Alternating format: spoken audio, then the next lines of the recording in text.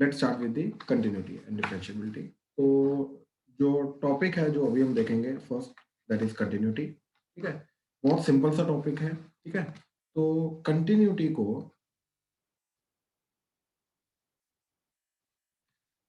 Limits का ही application assume कर सकते हो। It's nothing but the application of limits. ठीक है, कि लिमिट्स कहाँ पे अप्लाई होता है। ठीक, तो बड़ी सिंपल सी थियरी है इसकी कि अगर किसी एक पर्टिकुलर पॉइंट पे फंक्शन को कंटिन्यूस होना है तो लेफ्ट हैंड साइड से राइट हैंड साइड से जो अप्रोचिंग वैल्यू है और वैल्यू ऑफ फंक्शन, ये तीनों चीजें बराबर होनी चाहिए। ठीक है, that is limit x tends to a from negative side f of x should be equal to value of function at that point, and that should be equal to limiting x tends to a from positive side f of। ठीक है, तो क्या चीज बन के आई कि किसी भी पर्टिकुलर पॉइंट पे अगर फंक्शन को कंटिन्यूस होना है तो उस पर्टिकुलर पॉइंट पे जो लेफ्ट हैंड लिमिट है एंड जो राइट हैंड लिमिट है एंड वैल्यू ऑफ फंक्शन, ये तीनों चीजें बराबर होनी चाहिए। ये तीनों चीजें बराबर होनी चाहिए। अगर ये तीनों चीजें बराबर होती हैं तो उस पर्टिकुलर पॉइंट पे फंक्शन जो होता है वो कंटिन्यूस हो जाता है। ठीक है, तो ये तो बिल्कुल बेसिक डेफिनेशन आ गई। ठीक है, then this is the first point. ठीक है, देन सेकंड पॉइंट इज, ठीक है, देखो लिमिट के अंदर एंड कंटिन्यूटी के अंदर क्या डिफरेंस है। ठीक है, difference between the limit at a point and continuity. ठीक है, तो अगर एक पर्टिकुलर पॉइंट पे लिमिट की वैल्यू में लिमिट एग्जिस्ट करती है या नहीं करती वो चीज देखने की कोशिश करो तो I will be only worried about these two. ठीक है, left hand limit and right hand limit, मतलब मेरे को वैल्यू ऑफ फंक्शन से इन दैट केस फर्क ही नहीं पड़ना चाहिए। राइट, बट अगर मैं कंटिन्यूटी की बात कर रहा हूं तो यस, वैल्यू ऑफ फंक्शन जो है वो भी लिमिटिंग वैल्यू के बराबर आनी चाहिए इन दैट केस। ठीक है, this is the only difference between the limiting value and the limits and the continuity. ठीक है, तो एक स्टेप हम आगे जाते हैं तो वैल्यू ऑफ फंक्शन को भी साथ में इंट्रोड्यूस करते हैं तो देन वो चीज टोटल बन जाती है कंटिन्यूटी। ठीक है, देन नेक्स्ट इज कि continuity at and points of domain. ठीक है, तो एंड पॉइंट ऑफ डोमेन जो है यहां पे कंटिन्यूटी की हम कैसे बात करेंगे, तो जैसे मान लो this is a right end point. ठीक है, अब क्योंकि इधर से फंक्शन डिफाइंड ही नहीं है तो हम राइट हैंड साइड से अप्रोच ही नहीं कर सकते, यानी कि हम राइट हैंड साइड से लिमिटिंग वैल्यू की बात कर ही नहीं सकते क्योंकि फंक्शन ही नहीं है वहां पे। इट्स काइंड ऑफ कि अगर देखो यहाँ पर सड़क होगी तो चलने की कोशिश करोगे ना, तो आप इस घर पे अप्रोच करना है। राइट, तो आप जनरली क्या होता है कि इस घर पे अप्रोच करना है तो गली के आप लेफ्ट हैंड साइड से राइट हैंड साइड से दोनों से कर सकते हो। लेकिन अब अज्यूम करो कि घर खुद कॉर्नर पे है, बिल्कुल लास्ट कॉर्नर पे है, तो इधर गली है ही नहीं है, सड़क है ही नहीं कुछ, तो ऑब्वियसली इधर से आप अप्रोच नहीं कर सकते। राइट, तो हम इन this case right hand limit की हम बात ही नहीं करेंगे, हम सिर्फ लेफ्ट हैंड लिमिट की बात करेंगे एंड वैल्यू ऑफ फंक्शन की बात करेंगे। ठीक, तो in this case left hand limit should be equal to value of function, that's it. अगर ये चीज हो गई देन फंक्शन जो होगा वो हम बोलेंगे राइट एंड पॉइंट पे कंटिन्यूस है। ठीक है, अब ये दोनों चीजें होनी चाहिए। अब ऐसा नहीं है कि अगर फंक्शन की वैल्यू भी नहीं है इस पॉइंट पे तो सिर्फ ऐसा है। राइट, सिर्फ ऐसा है तो इन दैट केस हम बोलेंगे it is discontinuous at the end point. क्यों? क्योंकि वैल्यू फंक्शन डिफाइंड नहीं है। ठीक है ना, तो ये नहीं, ये दोनों चीजें डिफाइंड होनी चाहिए तभी जाके एंड पॉइंट पे कंटिन्यूटी की हम बात कर सकते हैं। ठीक है, तो this is the right end point. अब लेफ्ट एंड पॉइंट पे सिमिलरली, ठीक है, ये चीज, तो यहां पे right hand limit and value of function जो है ये बराबर होने चाहिए। ठीक है, right hand limit should be equal to value of function, ये दोनों चीजें बराबर होनी चाहिए।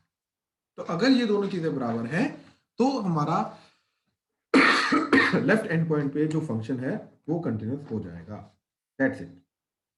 ठीक है, तो ये बिल्कुल बेसिक डेफिनेशन आई हमारी कंटिन्यूटी की। ठीक है, चलो अब आगे चलते हैं।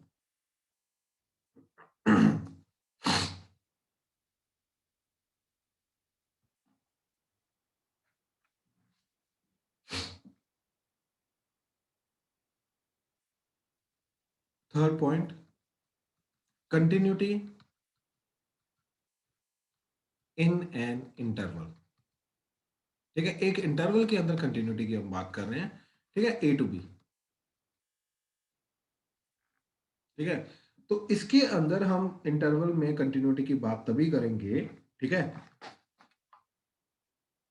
जब बेसिकली कंटिन्यूटी जो है वो फंक्शन जो है वो कंटिन्यूस होगा in this interval a to B.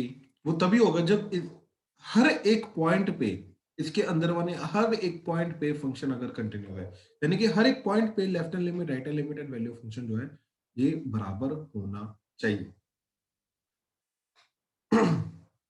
ठीक है, कि if function is continuous at each point of the interval। ठीक है, तो जाके ये कंटिन्यू होगा। ठीक है, अच्छा, अंदर वाले हर एक पॉइंट पे तो कंटिन्यूस हो जाएगा अभी, ठीक है ना, लेकिन क्योंकि एंड पॉइंट्स इंक्लूडेड हैं तो and also at both and points, तो एंड पॉइंट्स पे भी कंटिन्यूस होना चाहिए। ठीक है, अच्छा, अब मैं एक बड़ी सिंपल से आपको एग्जांपल देता हूं। जैसे मान लो वो बोल रहा है कि y equal to f of x is defined for x belongs to a to b, open and close, यानी कि b एंड पॉइंट मतलब डोमेन में ही नहीं है। तो अगर बी एंड पॉइंट डोमेन में नहीं है तो यहां पर हम जो कंटिन्यूटी चेक करेंगे वो कहां पे चेक करेंगे, at each point of the interval a comma b open bracket, मतलब अंदर आने वाले हर एक पॉइंट पे तो चेक करेंगे करेंगे। ठीक है ना, तो अगर ये इंटरवल है हमारा A to B, this is close and this is open, तो अंदर आने वाले हर एक पॉइंट पे तो चेक करेंगे करेंगे, बट क्योंकि इस एंड पॉइंट पे वैल्यू डिफाइन नहीं है तो इधर हम कंटिन्यूटी की बात कर ही नहीं सकते। ठीक है, इधर ही हम सिर्फ बात करेंगे end at left end point only, not not at right end point. Right end point पे नहीं, सिर्फ लेफ्ट एंड पॉइंट पे ही हम चेक करेंगे। ठीक है, तो जो एंड पॉइंट इंक्लूडेड है हम सिर्फ उसी एंड पॉइंट की बात करेंगे। तो अगर ऐसी चीज हो रही है तो वो वहां पे कंटिन्यू होगा। जैसे अब अगर मैं बहुत सिंपल से एग्जांपल्स दूं, तो जैसे फंक्शन है हमारा tan x and secant x। ठीक है, अब इनका डोमेन की अगर मैं बात करूं, ठीक है, इनका डोमेन क्या आता है, ठीक है, डोमेन आता है x belongs to all real except 2n plus 1 pi by 2।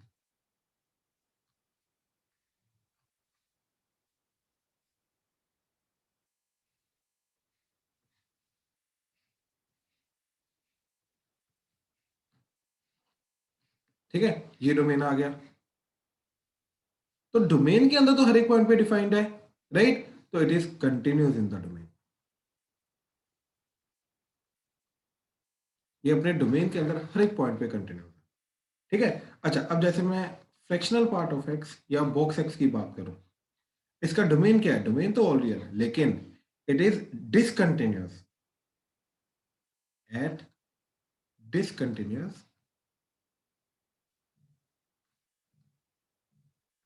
Eight और इंटीजर्स। ये सारे के सारे इंटीग्रल पॉइंट्स जो हैं उन पे डिसकंटिन्यूस है। ठीक है, ग्राफ देखो इनका,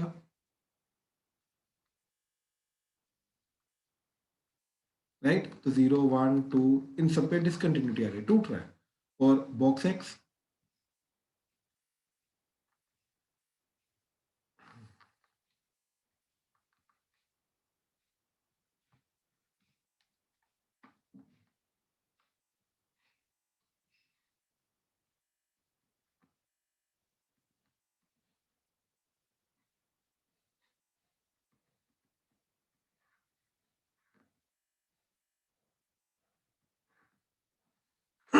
ठीक है, तो सारे के सारे इंटीग्रल पॉइंट्स पे ही टूट रहा है, तो डिसकंटिन्यूस एट ऑल इंटीजर्स। लेकिन याद रखना, हम कंटिन्यूटी एंड डिसकंटिन्यूटी की जो भी बात करेंगे वो डोमेन के अंदर ही बात करेंगे।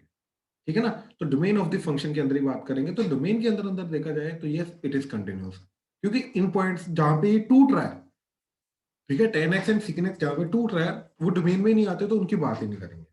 ठीक है, हाँ, लेकिन अगर वो डोमेन की बात नहीं कर रहा, इन जनरल अगर बात कर रहा है, तो हम यस इन पॉइंट्स के ऊपर बोलेंगे कि यस इन पॉइंट्स के ऊपर वो डिसकंटिन्यूअस है। ठीक है, तो ये तो बड़े सिंपल सिंपल इंडिविजुअल फंक्शंस की बात हो गई। अब आ रहा है अलजेब्रा। ठीक है, अलजेब्रा के अंदर देखो बहुत सिंपल सिंपल पॉइंट्स है हमारे, कि पहला कंटिन्यूअस फंक्शन कोई भी है, फर्स्ट फंक्शन कंटिन्यूअस है, plus minus second function continuous है, तो यस ये जो मर्जी हो ये कंटिन्यूअस ही बनेगा। दो कंटिन्यूअस फंक्शन का एडिशन सब्ट्रैक्शन जो होगा वो एक कंटिन्यूअस फंक्शन ही देगा, चाहे वो पॉइंट की बात करूं चाहे मैं वो इंटरवल की बात करूं। ठीक है, continuous function 1 divided by continuous function 2 जो है ये एक कंटिन्यूअस फंक्शन ही देगा। बस we have to make sure that कि डिनोमिनेटर वाला जो कंटिन्यूअस फंक्शन है वो जीरो नहीं होना चाहिए, क्योंकि अगर वो जीरो हो गया तो ओवरऑल नॉट डिफाइन हो जाएगा, वहां पे डिसकंटिन्यूटी आ जाएगी। तो मैं डोमेन की बात करूंगा तो ये हमेशा कंटिन्यूअस आएगा। ठीक है, देन एडिशन सब्ट्रैक्शन और मल्टीप्लिकेशन भी कंटिन्यूअस इनटू कंटिन्यूअस, ये भी कंटिन्यूअस आ जाएगा, there is no problem at all. But अब आ रहा है अगला पॉइंट। ठीक है, कि discontinuous function plus minus discontinuous function, ये क्या होगा? ये कंटिन्यूअस होगा या डिसकंटिन्यूअस होगा? हाँ जी, प्लीज कमेंट, ये क्या हो सकता है? कुछ भी हो सकता है। ये कुछ भी हो सकता है। सरब? सर कुछ भी हो सकता है। कुछ भी हो सकता है, तो इसका मतलब ये कंटिन्यूअस भी हो सकता है। Yes sir. एग्जाम्पल दो, कुछ तो सोच के बोला होगा तुमने, एग्जाम्पल दो फिर। सर फ्रैक्शनल पार्ट प्लस अरे रुक जाओ भाई, रुक जाओ रुक जाओ। सरब? सर सोच रहा हूँ। अरे सरब ने हाँ बोली है, सरब एग्जाम्पल देगा। सर एक बार आपने बताया था ना उसमें कि रोड टूटी होती है, ऐसे कुछ एक ने एग्जांपल दिया था क्या क्या होता है? कि सड़क का एग्जांपल दिया था कि सड़क अरे डिसकंटिन्यूअस नहीं, वो होती है। तो डिफरेंशिएबिलिटी के साथ दिया था, वो डिफरेंशिएबिलिटी के साथ दिया। अच्छा सर ठीक है।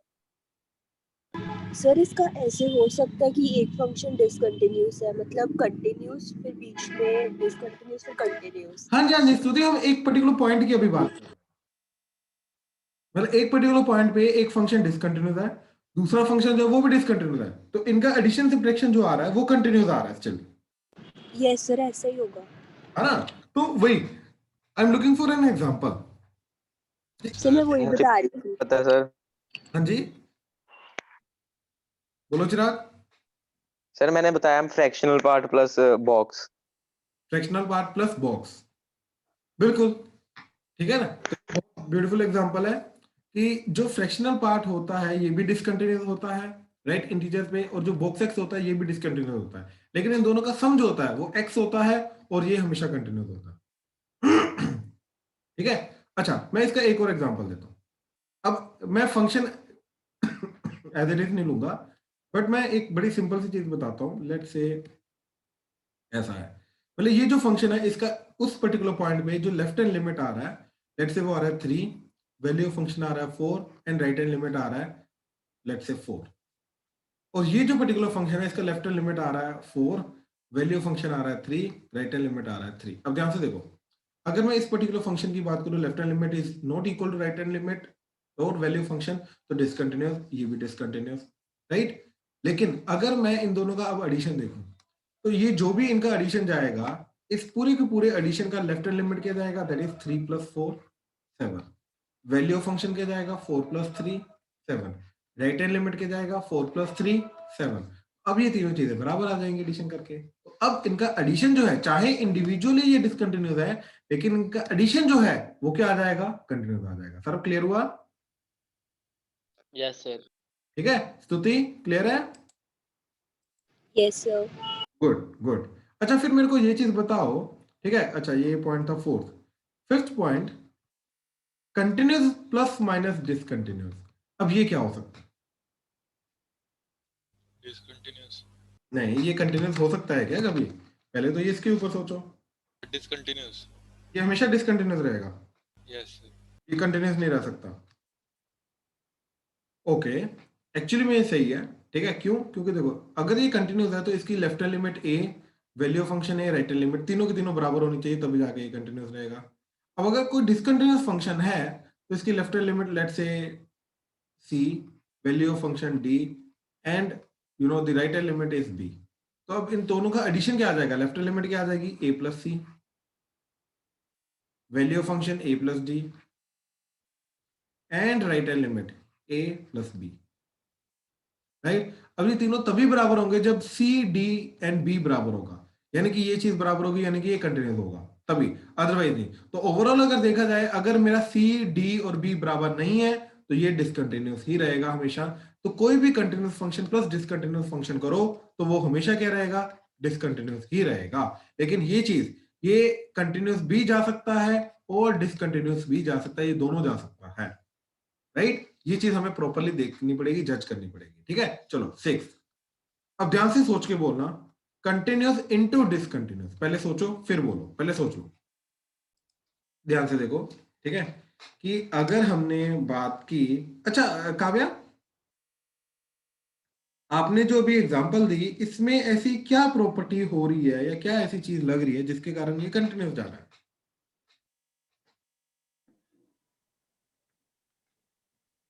सर कि वो सर मतलब जैसे साइन एक्स जो है वो कंटिन्यूस है और बॉक्स एस डिसकंटिन्यूस है, लेकिन एक्स इक्वल टू 0 पे दोनों ही जो है वो कंटिन्यूस होते हैं ना। नहीं, बॉक्स एक्स तो स्टिल डिसकंटिन्यूस होता है। तो ऐसी क्या चीज है जो इनके प्रोडक्ट को कंटिन्यूस बना रही है? हाँ जी राजवीर। सर कि उनका जो प्रोडक्ट है वो 0 को टेंड करेगा। हाँ, लेकिन इसमें एक और चीज हो रही है, रो प्रोडक्ट एग्जैक्टली 0 चल जाएगा, मतलब लिमिट भी 0। एक और चीज हो रही है, एक और चीज हो रही है, ये मेन चीज नहीं है। प्रोडक्ट से पहले वाली चीज देखो, पता क्या होता है, मैं आपको एक बड़ी सिंपल सी चीज बताता हूँ। आपको क्वेश्चन ये आएगा, ठीक है, इसका आंसर बताना रहेगा, राइट। तो प्रोडक्ट मतलब फाइनल जो चीज आ रही है, राइट। तो हमारा काम पता क्या है कि without even trying to evaluate limit, क्या इन फंक्शंस को देख के हम बता सकते हैं कि ये कंटिन्यूस होगा डिसकंटिन्यूस होगा? दैट मीन्स कि हमें इवेल्युएट नहीं करना है इसको, ठीक है। स्टिल इन दोनों इंडिविजुअल फंक्शन की प्रॉपर्टीज को देख के बताना कि यस इनका प्रोडक्ट कंटिन्यूस होगा डिसकंटिन्यूस। तो देयर मस्ट बी समथिंग जो इनके अंदर हम ऑब्जर्व कर सकते हैं कि यस कब कंटिन्यूस जाएगा कब डिसकंटिन्यूस जाएगा, और ये मैंने करवाया हुआ। तो इनके बेसिस पे बताओ कि कब कंटिन्यूस होगा कब डिसकंटिन्यूस होगा, ये सोच के बताओ। सर जब कंटिन्यूस फंक्शन की लिमिट और उसकी एग्जैक्ट वैल्यू वो 0 है। हाँ, बिल्कुल सही। ध्यान से देखो, अब क्यों ये कंटिन्यूस फंक्शन है तो इसकी left hand limit a, value of function a, right hand limit a। Discontinuous function है तो b, c, d। अब इनका जो प्रोडक्ट आ रहा है, प्रोडक्ट की लेफ्ट हैंड लिमिट क्या आएगी, a into b, value of function क्या आएगा, a into c, and right hand limit क्या आएगी, a इंटू डी, राइट। अब ये तीनों चीजें कब बराबर होगी, राइट। ये तीनों चीजें तब बराबर होगी जब a इक्वल टू 0 होगा, अदरवाइज ये बराबर नहीं हो सकती। सो बेसिकली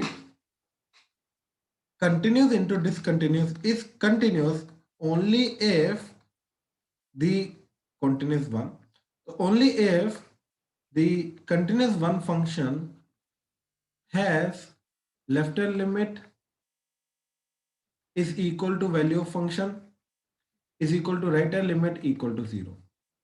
क्यों? क्योंकि वो क्या करेगा, इसका जो 0 जाने का ट्रेंड है वो इस डिसकंटिन्यूटी को भी कंटिन्यूटी में कन्वर्ट कर देगा। क्यों? क्योंकि सबको वो 0 में कन्वर्ट कर देगा, क्योंकि प्रोडक्ट हो रहा है।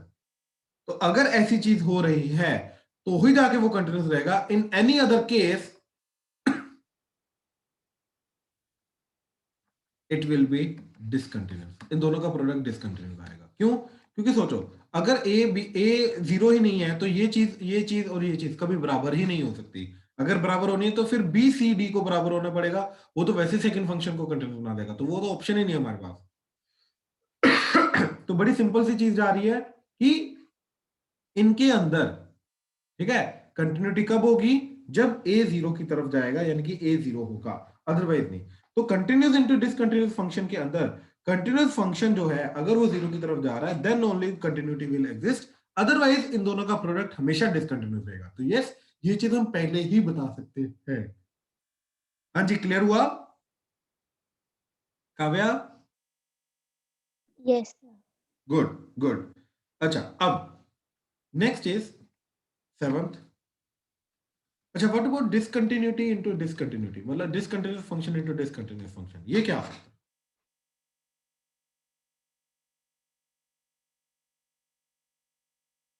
सर इसमें भी नथिंग कैन बी सेड।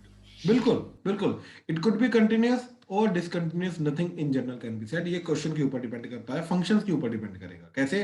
जैसे एग्जांपल देखो जरा, मान लो ये जा रहा है 1/4, ये जा रहा है 2, एंड ये जा रहा है 3, एंड ये जा रहा है 4, ये जा रहा है 1/2, ठीक है, एंड ये जा रहा है 1/3। तो देखो डिसकंटिन्यूअस डिसकंटिन्यूअस, बट इनका प्रोडक्ट का लेफ्ट हैंड लिमिट क्या जा रही है? 1/4 into 4, दैट इज 1।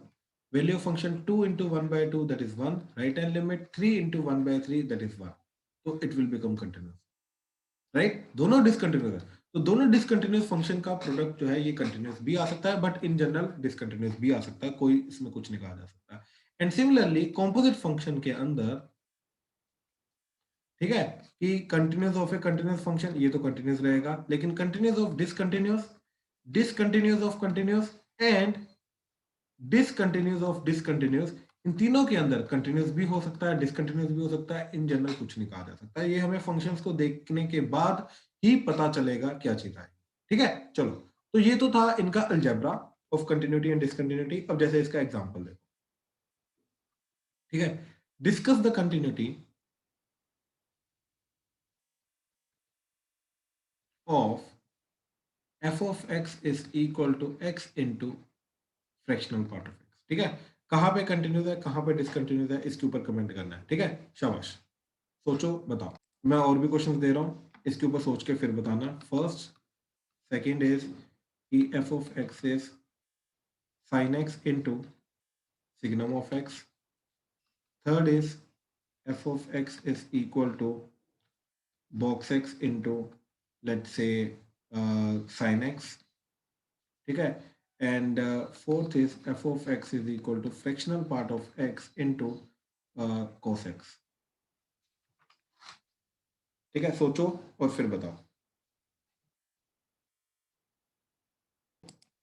तो फर्स्ट क्वेश्चन जो है, ठीक है, x into fractional part of x। ठीक है, तो x into fractional part of x के अंदर देखा जाए, it is continuous everywhere and it is discontinuous eight integers. ठीक है, डिसकंटिन्यूस एट इंटीजर्स, लेकिन इंटीजर के अंदर अगर मैं देखूं, एक जीरो इंटीजर आता है एंड नॉन जीरो इंटीजर होते हैं।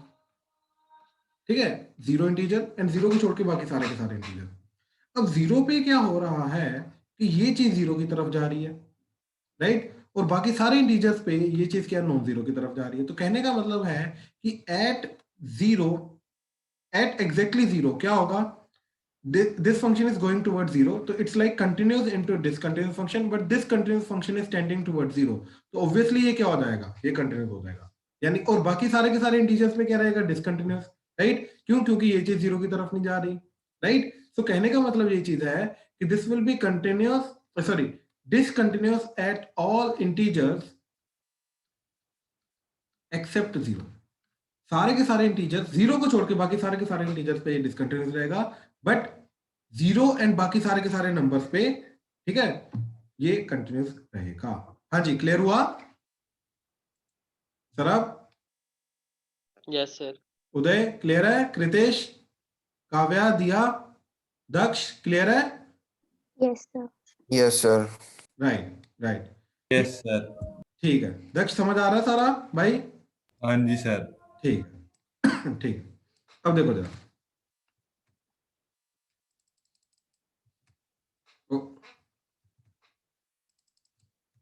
हाँ जी, सेकंड क्वेश्चन के अंदर देखो।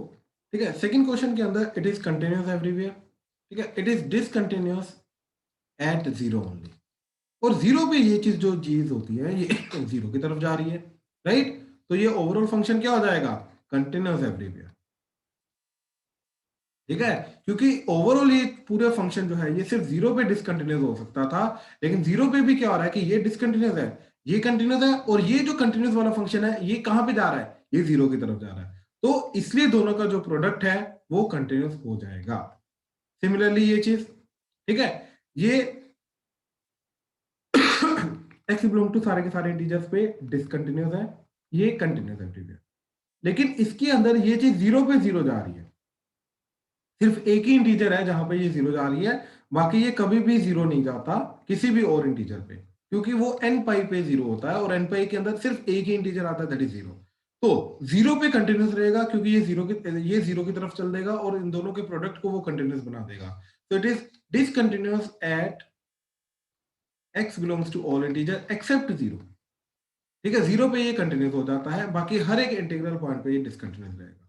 सिमिलरली ये, ठीक है, ध्यान से देखो, ये discontinuous at all x belongs to integers, it is continuous everywhere, right? लेकिन 0 पे अगर मैं बात करूं, 0 पे अब ये जो चीज है ये 0 नहीं होती, cos 0 is 1। तो इसका मतलब ये है कि 0 पे ये नॉन 0 है और ये तो डिसकंटिन्यूस है, ये तो ओवरऑल क्या हो जाएगा, डिसकंटिन्यूस ही रहेगा। सो दिस ओवरऑल जो फंक्शन है अब इस केस में डिसकंटिन्यूस एट ऑल इंटीजर्स। अब 0 के अंदर नहीं कंटिन्यूस होगा वो, बात खत्म। हाँ जी, प्लीज कंफर्म करो, क्लियर हुआ?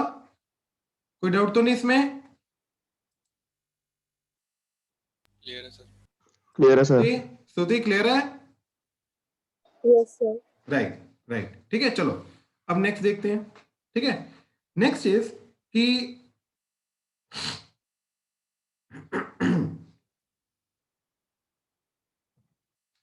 एक पर्टिकुलर थ्योरम है कंटिन्यूटी की, ठीक है, और वो थ्योरम क्या बोलती है कि intermediate value theorem,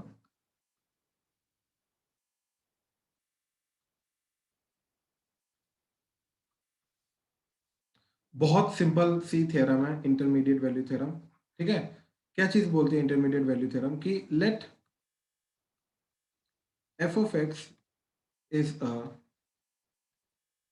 continuous function in a comma b।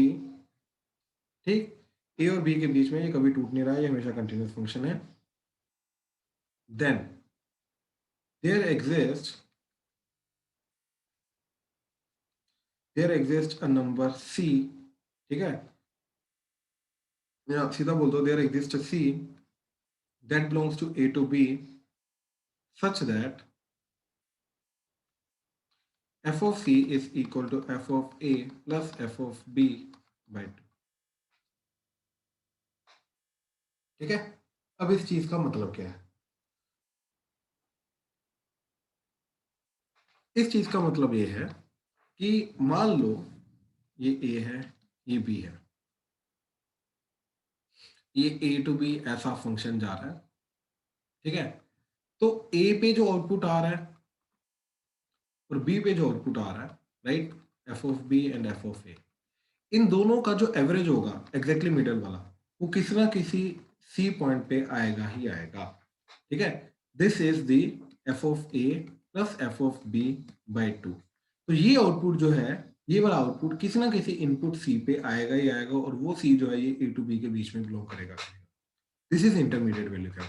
और इंटरमीडिएट वैल्यू थ्योरम का मतलब भी नाम से सोचो क्या चीज है, इंटरमीडिएट वैल्यू किसी ना किसी पॉइंट पे आएगी आएगी। और कौन सी intermediate value? f of a and f of b के बीच में आने वाला जो आउटपुट है वो किसी ना किसी पॉइंट पे आएगा आएगा, that is intermediate value theorem.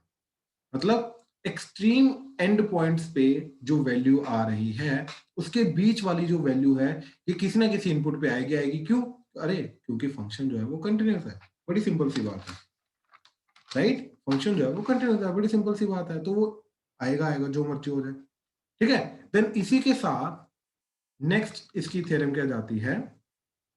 ठीक है, ये बहुत सिंपल थ्योरम है, ठीक है, ध्यान से समझना कि इफ फंक्शन इज कंटिन्यूअस, ये इंटरमीडिएट वैल्यू थ्योरम का ही बाय द वे एक पार्ट चला जाता है।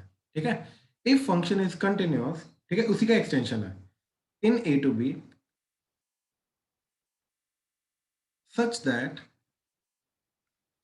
f of a is into f of b is less than 0।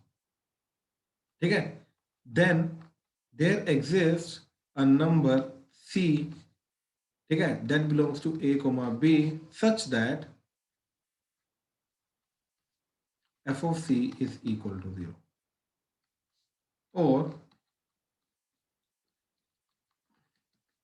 there exists at least one root of f of x equal to 0 in a comma b। ठीक है, क्या मतलब है इस चीज का?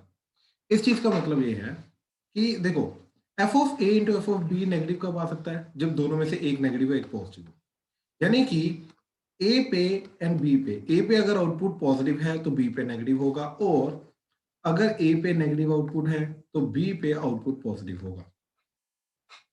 ठीक है, बड़ा सिंपल सा मतलब जा रहा है कि a पे आउटपुट अगर पॉजिटिव है, राइट, तो b पे आउटपुट नेगेटिव होगा, और a पे आउटपुट अगर नेगेटिव है तो b पे आउटपुट पॉजिटिव होगा। और ठीक है, अब a टू b के बीच में कंटिन्यूस है, तो कंटिन्यूस है तो भाई बीच में कभी ना कभी वो एक्स एक्सिस को टच करेगा, कट करेगा, कम से कम एक बार। वो ऐसा भी जा सकता है, तो कम से कम एक बार तो कट करके जाएगा, क्योंकि ऊपर से नीचे जाना है और वो बीच में टूट नहीं रहा। अगर तो देखो टूट रहा होता तो मैं ऐसा बोलता, बीच में डिसकंटिन्यूस होता तो मैं ऐसा बोल सकता था कि बीच में अब कहीं पे वो एक्स एक्सिस को ना कट कर रहा है ना टच कर रहा है। लेकिन क्योंकि वो ए टू बी के बीच में कंटिन्यूस है, तो बीच में भाई एक कम से कम एक बार तो वो कट करके जाएगा ही जाएगा। वो ऐसा भी जा सकता है, 2 बार भी, 3 बार भी, कैसे भी जा सकता है।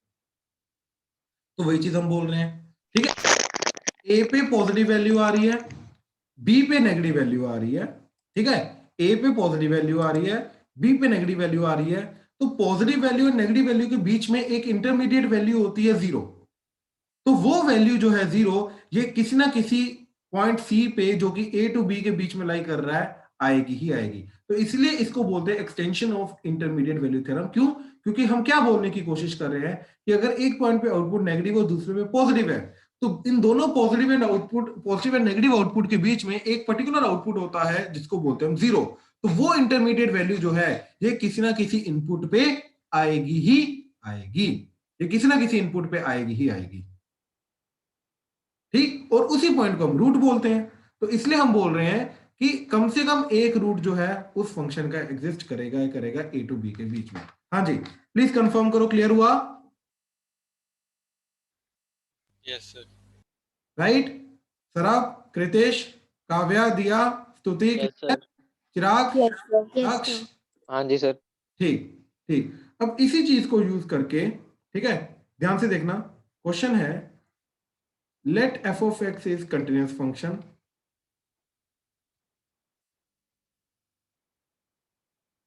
in a comma b such that f of a is greater than a and f of b is less than b। ठीक है, then prove that there exists c that belongs to a to b such that f of c is equal to c। बहुत important question है, ध्यान से देखना, ध्यान से करना।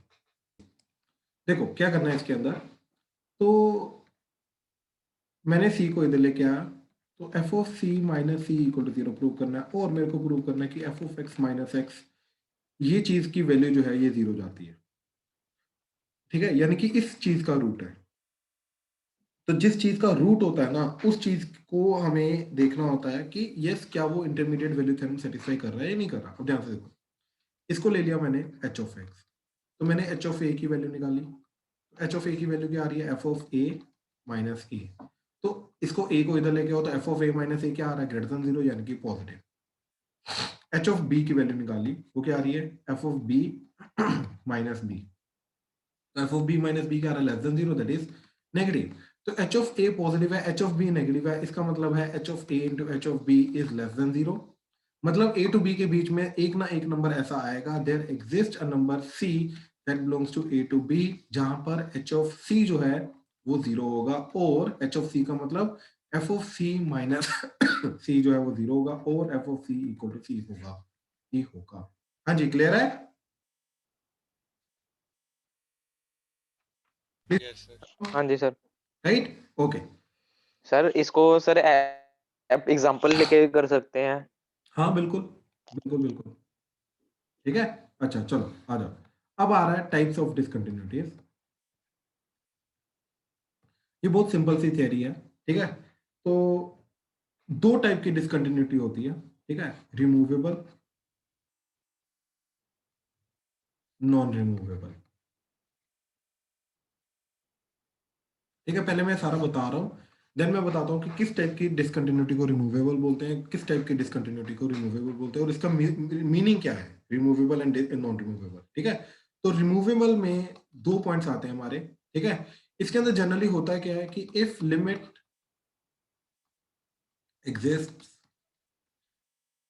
ठीक है, लिमिट एग्जिस्ट करनी चाहिए, तो इस टाइप की डिसकंटिन्यूटी को बोलते हैं रिमूवेबल टाइप ऑफ डिसकंटिन्यूटी। अब ध्यान से सोचो, रिमूवेबल में लिमिट एग्जिस्ट करती है तो क्या क्या कैसे कैसे डिसकंटिन्यूटी आ सकती है? या तो वहां पे फंक्शन डिफाइंड ही नहीं है, और अगर डिफाइंड है तो किसी अलग पॉइंट पे डिफाइंड है। ठीक है, तो अगर फंक्शन डिफाइंड ही नहीं है तो उसको बोलेंगे मिसिंग पॉइंट डिसकंटिन्यूटी। ठीक है, मतलब फंक्शन इज नॉट डिफाइंड। ठीक है, limit exist but function not defined, तो इस तरीके से, तो ये एक मिसिंग पॉइंट आ गया, राइट? तो इसको बोलते हैं missing point discontinuity. Second is isolated point discontinuity. अब इसका मतलब क्या है कि फंक्शन डिफाइंड है बट उसकी वैल्यू अलग डिफाइंड है। तो function is defined but is not equal to limit. ठीक है, तो इस तरीके से, तो अकेला एक पॉइंट, आइसोलेटेड पॉइंट जो है वो प्रेजेंट है, तो इसको बोलते हैं आइसोलेटेड पॉइंट डिसकंटिन्यूटी। ठीक है, अब नॉन रिमूवेबल टाइप में क्या चीज आती है? ठीक है, जिसके अंदर जो लिमिट होती है, ठीक है, लिमिट ही फंक्शन की एग्जिस्ट नहीं करती, लिमिट डज नॉट एग्जिस्ट। ठीक है, लिमिट जो है फंक्शन की, लिमिट ही एग्जिस्ट नहीं करती, तो इसको बोलते हैं non removable type of discontinuity. ठीक है, जिसके अंदर सबसे पहला जाता है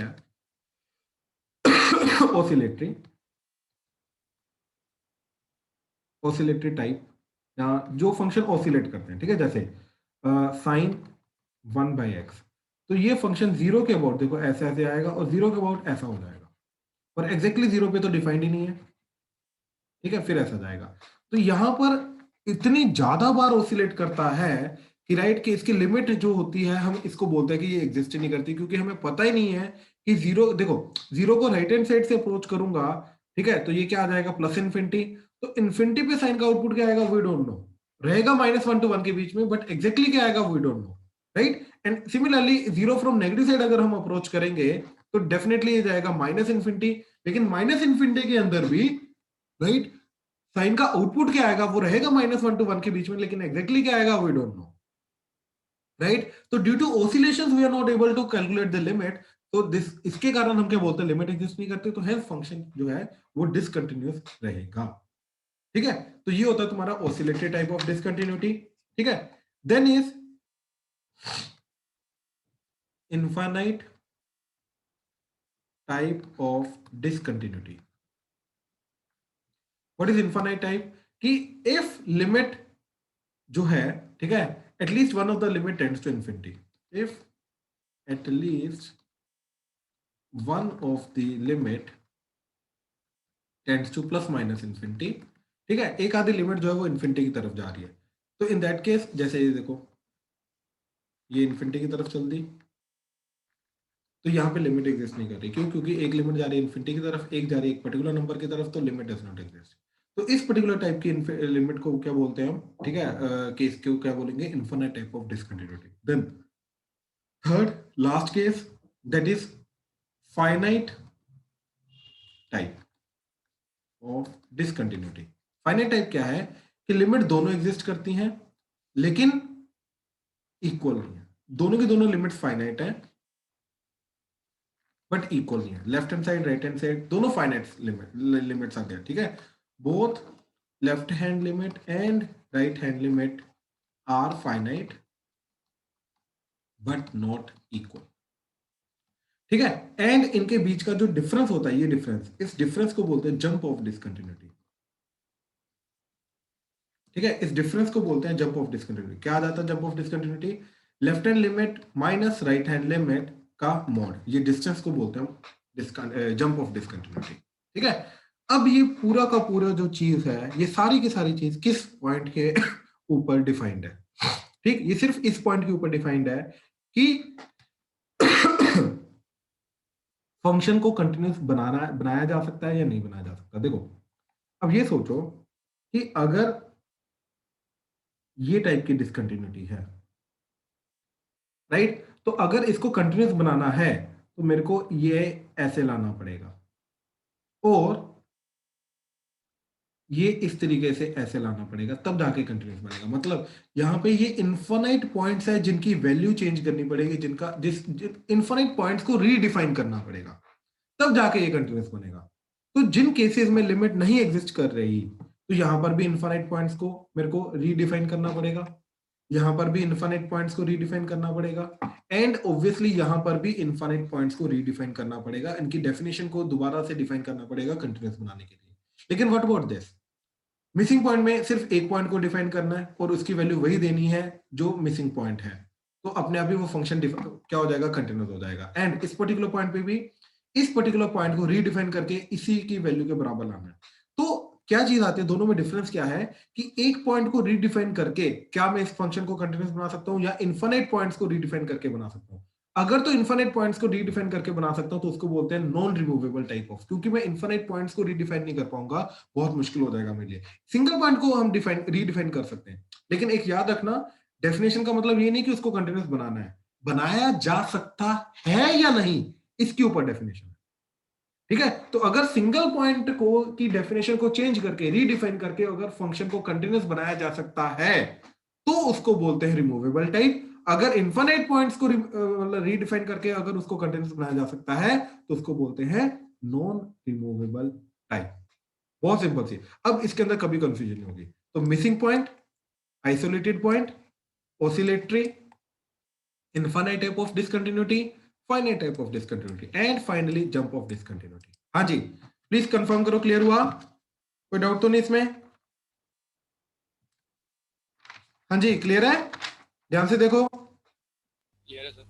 राइट। चलो लास्ट में बिल्कुल इसका जो कंसेप्ट है, राइट, वो आता है हमारा कंटिन्यूटी ऑफ कॉम्पोजिट फंक्शन, ठीक है। कॉम्पोजिट फंक्शन की कंटिन्यूटी, जैसे एग्जांपल, इसको एग्जांपल के थ्रू कराता हूं। ये क्वेश्चन है जो डायरेक्टली तुम्हें अटेम्प्ट करना है। f of x is x square minus 1 and x square plus 2, x is less than 0, x is greater than equal to 0, and g of x is x square minus 1, x is less than 3, and x square minus 9 1, x is greater than equal to 3।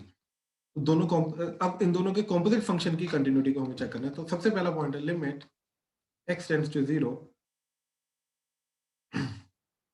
Sorry x tends to 3 f of g of x। तो क्या ये continuous है, discontinuous है? अगर continuous है तो वो value क्या आ रही है, ठीक है। Second, limit x tends to 1, ठीक है, f of g of x। Second, sorry third,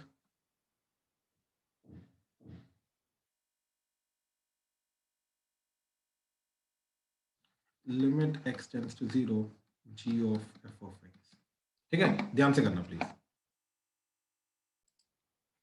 तो फर्स्ट क्वेश्चन के अंदर लिमिट x टेंड्स टू 3 है, ठीक है। तो यहां पर देखेंगे कि 3 अगर नेगेटिव साइड से जा रहा है तो g of x का क्या फंक्शन लगेगा। तो 3 छोटी साइड से जा रहा है तो g of x लगेगा ये। तो यहाँ पे आउटपुट क्या आ जाएगा, 3 का स्क्वायर माइनस 1 4, 3 का स्क्वायर सॉरी 9 माइनस 1 8, तो यहाँ पर जाएगा 8 वैल्यू।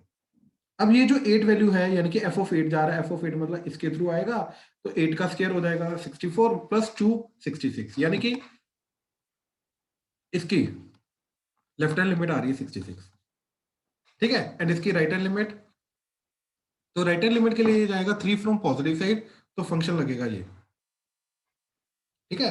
अब यहां पर थोड़ा सा ध्यान से देखना पड़ेगा हमें, ठीक है। क्यों? क्योंकि यहां पे आउटपुट क्या आ रहा है, 3 का स्क्वायर 9, 9 माइनस 9 0। अब 0 ये वाला पॉजिटिव साइड से आ रहा है, नेगेटिव साइड से आ रहा है, ये चीज से फर्क पड़ेगा, ठीक है।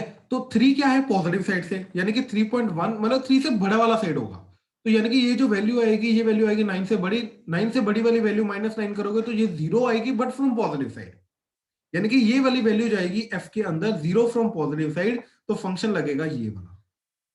तो 0 फ्रॉम पॉजिटिव साइड पुट किया तो क्या आ जाएगा, 0 का स्क्वायर 0 प्लस 2, तो दैट इज 2। तो राइट हैंड लिमिट आ रही है 2, तो hence limit does not exist, so discontinuous.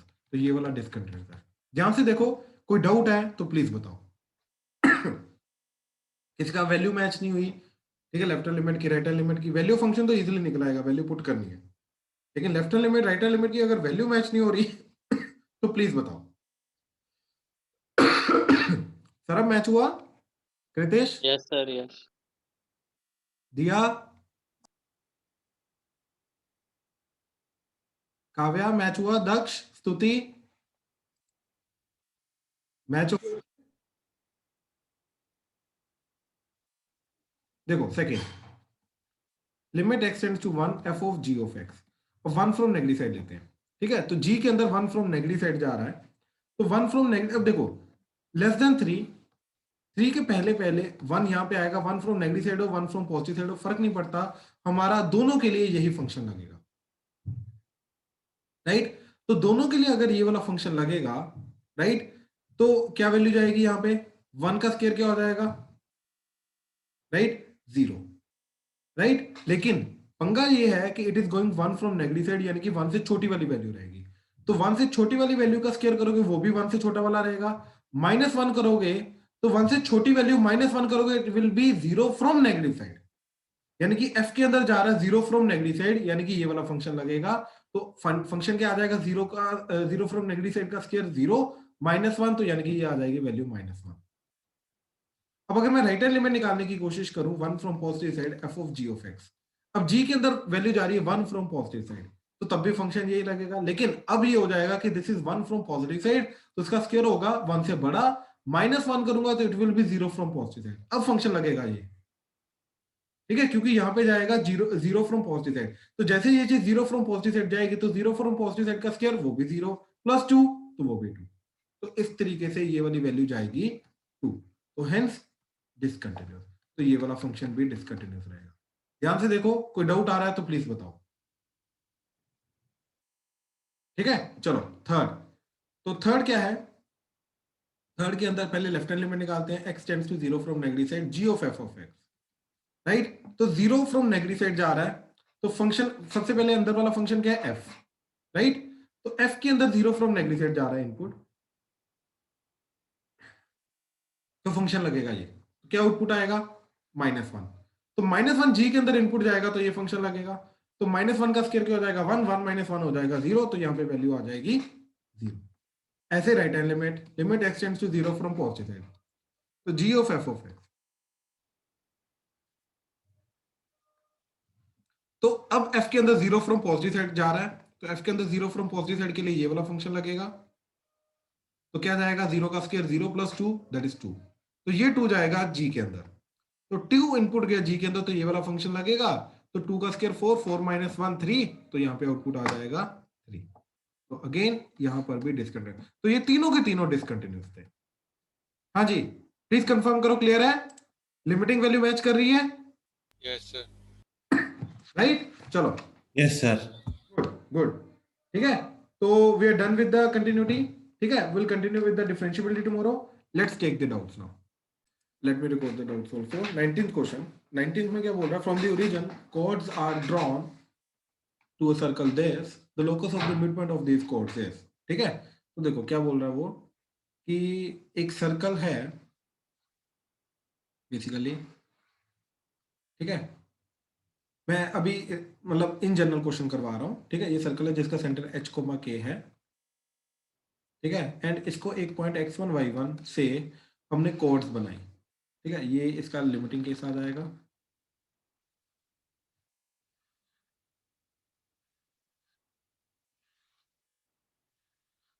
तो ये कॉर्ड्स का जो मिड पॉइंट है उसका लोकस क्या होगा, है ना, ये वाले का लोकस क्या होगा, ठीक है, क्लियर है, यस सर।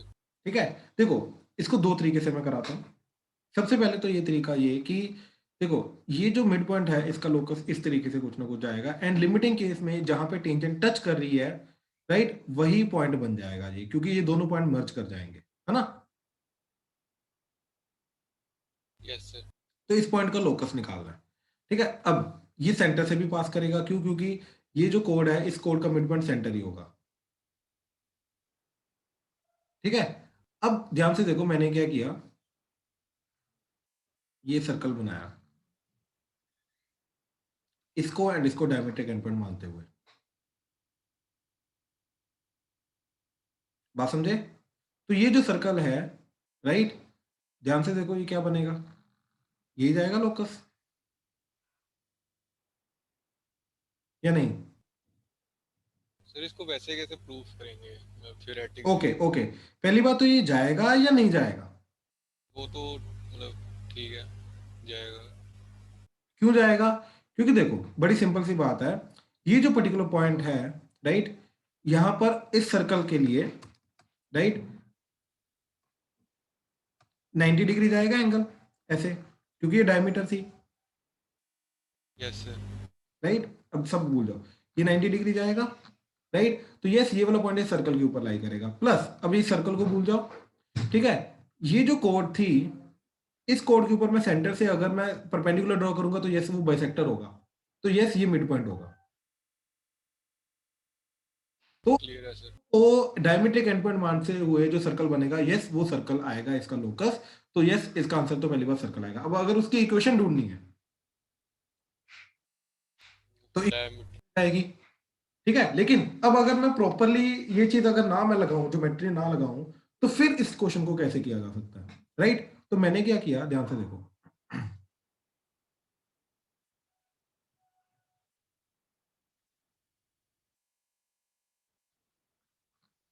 ठीक है। मैंने ये किया कि ये सर्कल लिया, x माइनस एच का square plus y minus k का square is equal to are square या ए स्क्वायर, तो minus a square equal to 0। तो इस कोड की इक्वेशन क्या होगी भाई, t इक्वल टू s1, तो इस पॉइंट के अकॉर्डिंगली, क्योंकि मिड पॉइंट है कोड का।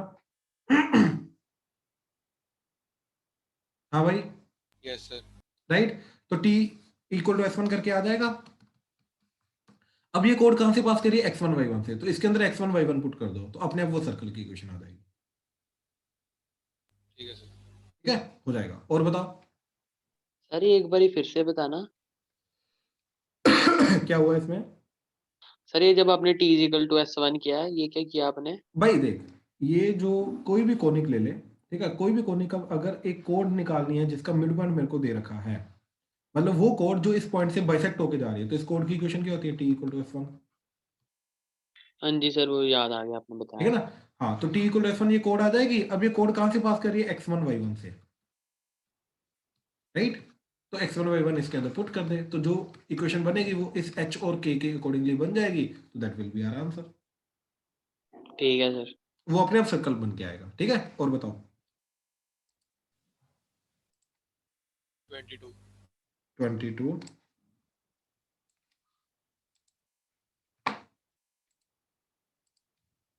देखो circle C1 intersect with circle C2 of radius 5 in such a manner that the common chord is of maximum length, ठीक है। भाई एक चीज समझो, कॉमन कोड मैक्सिमम लेंथ की कब रहेगी, ठीक है। वो डायमीटर हाँ, जो छोटे वाले सर्कल का वो डायमीटर होगा इन दैट केस, राइट। मेरा मैच भी उससे। अब इस सर्कल का रेडियस क्या 4, इसका 5 है, तो ऑब्वियसली इसका डायमीटर होना चाहिए कॉमन कोड, ठीक है ना। तो इस तरीके से देखो, x square plus y square equal to 4, इस तरीके से ये रेडियस 4 का सर्कल आ गया, ठीक है। अब जो कॉमन कोड है उसकी लेंथ मैक्सिमम एंड है, उसका स्लोप 3/4 है, यानी कि वो ऐसी कुछ रहेगी, ऐसी रहेगी कॉमन कोड, ठीक है। अब ये कॉमन कोड जो है, ये इस तरीके से बड़े वाले सर्कल की भी कोड है, तो वो बड़े वाले सर्कल ऐसा बनेगा नीचे की तरफ रेडियस 5 का, राइट, या फिर ऊपर की तरफ बनेगा, समझ रहे हो बात, ऐसे करके। बात समझ में आ रही है, यस सर। राइट। अब मैं एक केस लेके जाता हूं, तो दूसरा केस तो तुम्हें वैसे क्लियर हो जाएगा। अब देखो, ये सर्कल का सेंटर जो होगा वो यहां पे इसके परपेंडिकुलर बाइसेक्टर पे लाई करेगा, ठीक है। तो इसकी स्लोप अगर 3/4 है, तो इसकी स्लोप -4/3 हो जाएगी। तो -4/3 लाइन के ऊपर इसका जो सेंटर है वो एक्ट करेगा। अब ये रेडियस 5 है, ये 4 है, तो ये 3 होगा। तो ओरिजिन से 3 डिस्टेंस तुम्हें नीचे की तरफ जाना है -4/3 स्लोप के ऊपर एंड ऊपर जाना है -4/3 स्लोप के ऊपर, तो तुम्हें दोनों सेंटर मिल जाएंगे। बात समझे? Yes sir. तो सर याद मैं आ रहा है r cos theta r sin theta? Yes sir.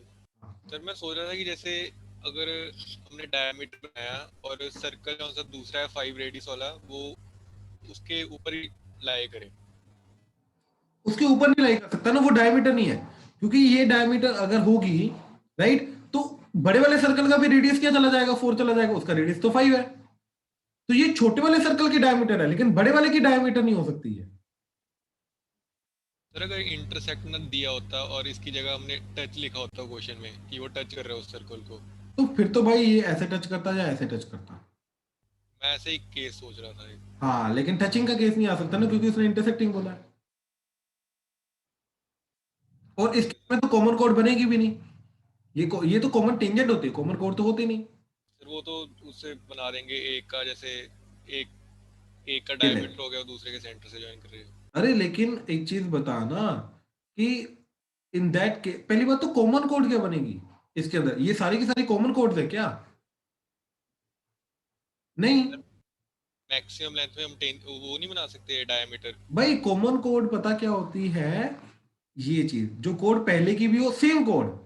अब अगर तू ऐसा बना रहा है तो ये कोड के अंदर ये कोड चेंज कर जाएगी, जो पहले की कोड है और जो दूसरे की कोड है ये चेंज कर गई। मतलब वो पॉइंट ऑफ इंटरसेक्शन से पास कर। हाँ, तो ये कोड सेम होनी चाहिए। ठीक है सर। वो गलत थिंकिंग थी। और बताओ, किसी को डाउट आ रहा था? बोलो। चलो और बताओ। 23। 23 इसका आंसर गलत दिया शायद। 23 में क्या बोल रहा है? इफ द कोड y equal to mx plus 1 this subtends angle 45 degree at the major segment of the circle. तो यार हाँ, इसका आंसर थोड़ा गलत है, इसका आंसर गलत है।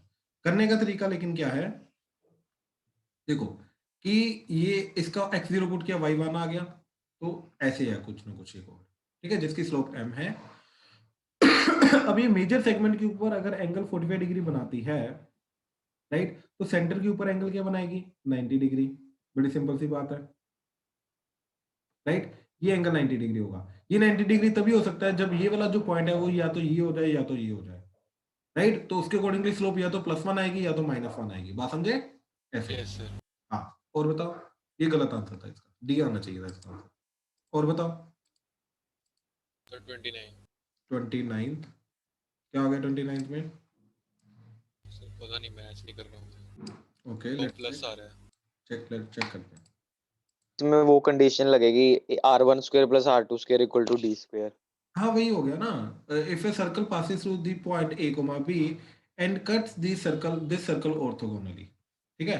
तो देखो ये जो सर्कल है, this is x² + y² equal to 2 का स्क्वायर, एंड एक सर्कल है जो इसको ऑर्थोगोनली कट करता है एंड एक पर्टिकुलर पॉइंट a, b से पास करता है, then the locus of it centre is, इस सर्कल के सेंटर का लोकस क्या रहेगा? बात समझे? Yes sir. राइट। देखो इस सर्कल के सेंटर का लोकस निकालना, उसको h, k ले लिया, ठीक है। अब हमारी कंडीशन क्या होती है कि ये 90 डिग्री होना चाहिए, तभी जाके ऑर्थोगोनल होगा ना, ठीक है। तो r1² इसका रेडियस दैट इज 4 प्लस इसका रेडियस। अब इसका रेडियस तो पता नहीं है, लेकिन ये दोनों पॉइंट्स के बीच का जो डिस्टेंस है वो इसका रेडियस होगा, यानी कि h - a का स्क्वायर प्लस k - b का स्क्वायर अंडर द रूट, ठीक है। ये 2 का सॉरी रेडियस का स्क्वायर करना है, हाँ ठीक है। तो 2 का स्क्वायर 4, तो r1² plus r2² that is equal to दोनों के बीच का डिस्टेंस का स्क्वायर, सेंटर्स के बीच का डिस्टेंस का square, that is h² plus k², ये चीज। तो ये आंसर है, बस बात खत्म। ठीक है सर, मैं वो कंडीशन बना रहा था सर्कल की इक्वेशन से। ऑर्थोगोनैलिटी की कंडीशन लगनी थी, और कुछ नहीं। और बताओ। सर 50। 50th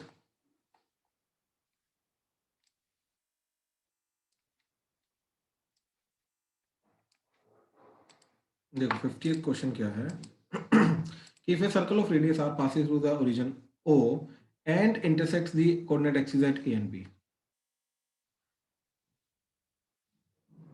ठीक है, A B O, then the locus of the foot of perpendicular from O on AB, O से AB के ऊपर जो foot of perpendicular रहेगा